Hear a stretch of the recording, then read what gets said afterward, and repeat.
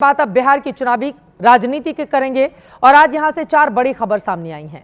पहली खबर NDA camp से है, जहां बीजेपी अध्यक्ष जेपी नड्डा ने पटना में पार्टी के नेताओं के साथ मीटिंग की है, चुनाव की रणनीति बनाई।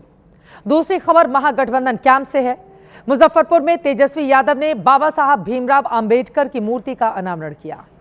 इसे दलित वोटों की सियासत से जोड़कर देखा जा रहा है।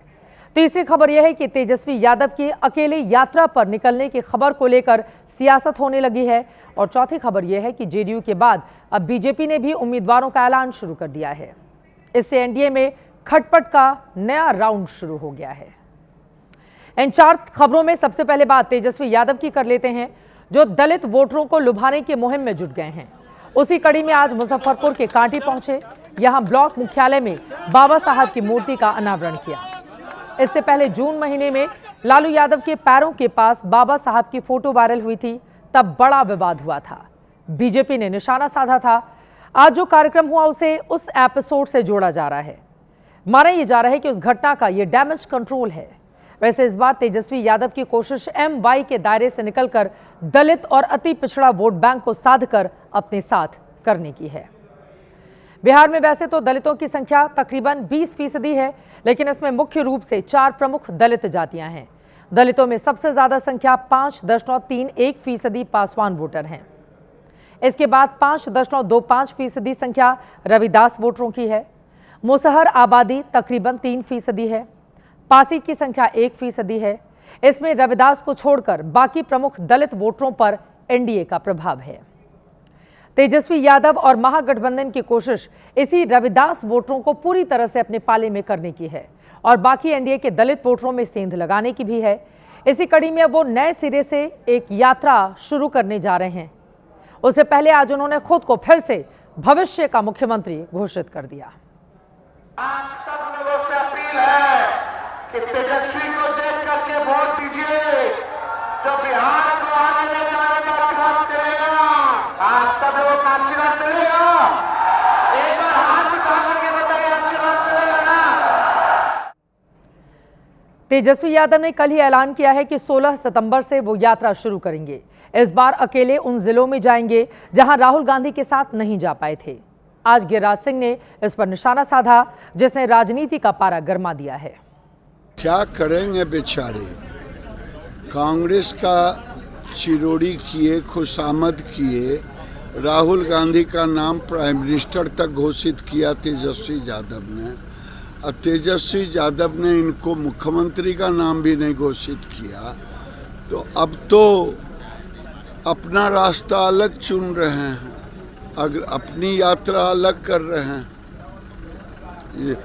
ये बताता है कि इंडी गठबंधन केवल स्वार्थों से जुड़ा हुआ है। गिरिराज सिंह ने तेजस्वी को अकेले यात्रा निकालने पर घेरा तो पलटवार में आरजेडी और कांग्रेस के नेता भी कूद पड़े। वोटर अधिकार यात्रा में जो जिले छूट गए थे, वहां श्री तेजस्वी यादव जी जा रहे हैं। वोटर अधिकार यात्रा में उमड़ा जनसैलाब ये बता रहा है कि वो भीड़, वो डबल इंजन की, ये बिहार की निकम्मी नकारा खटारा एनडीए सरकार की अंतिम यात्रा थी। राहुल गांधी, तेजस्वी यादव दोनों एक ही है। दोनों ने ये ठाना है कि बिहार को वोट चोर और गुंडा राज से बचाना है। इसीलिए भारतीय जनता पार्टी को लगा है अपने पैर से जमीन खिसक गई है। दरअसल कांग्रेस और आरजेडी की कोशिश ये बताने की है कि राहुल तेजस्वी एक हैं, लेकिन जिस तरह से सीएम के सवाल और सीटों के बंटवारे को लेकर खबरें आ रही हैं, वो इसका संकेत तो हैं कि अंदर खाने दोनों दलों में सब कुछ सामान्य नहीं है। उधर सब कुछ सामान्य तो एनडीए के भीतर भी नहीं है। सीट बंटवारे को लेकर पहले से ही प्रेशर पॉलिटिक्स चल रही है। अब आपस में भी जूतम पैजार की शुरुआत हो गई है। इन दिनों तो मानो हर रोज कहीं ना कहीं से सम्मेलन के दौरान आपसी गुटबाजी, हंगामा और बवाल की खबरें आ रही हैं।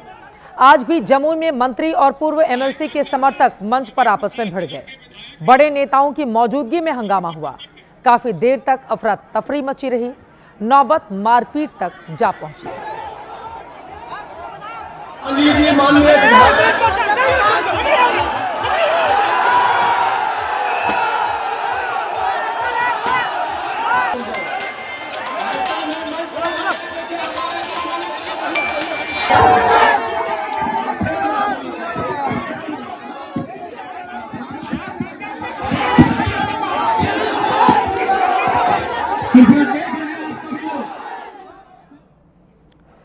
जमुई से निर्दलीय सुमित सिंह विधायक हैं, वो अभी मंत्री भी हैं, जबकि संजय प्रसाद पूर्व एमएलसी हैं जो जेडीयू से लड़ चुके हैं।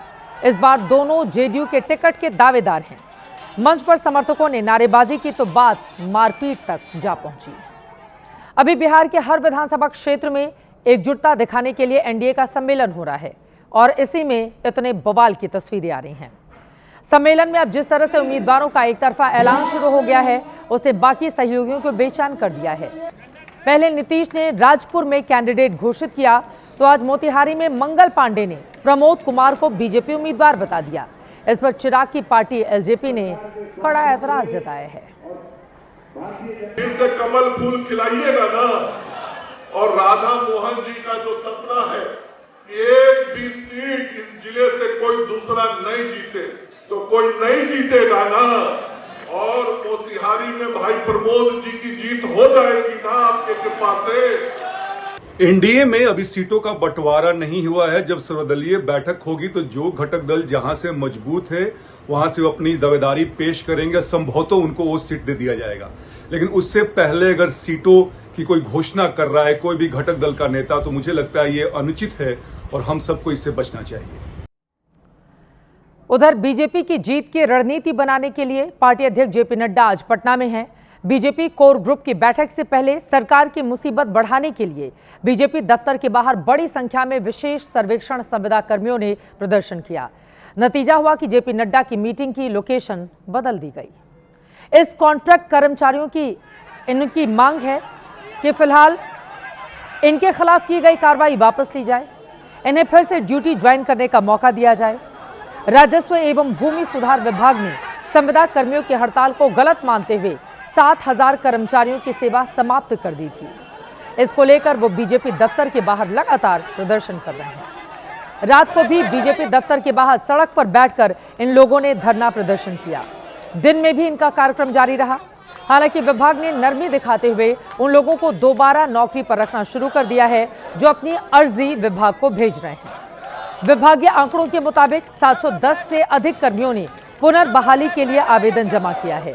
इनकी मांग है कि बर्खास्तगी खत्म करके 60 साल तक के लिए नियमित नौकरी दी जाए।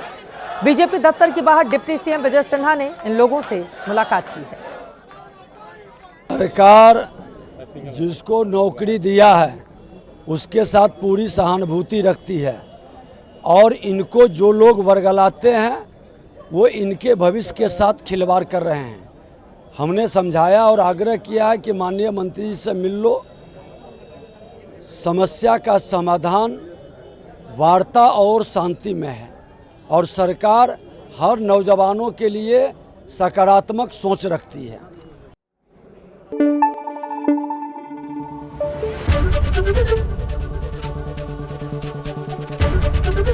एबीपी न्यूज़ आपको रखे आगे।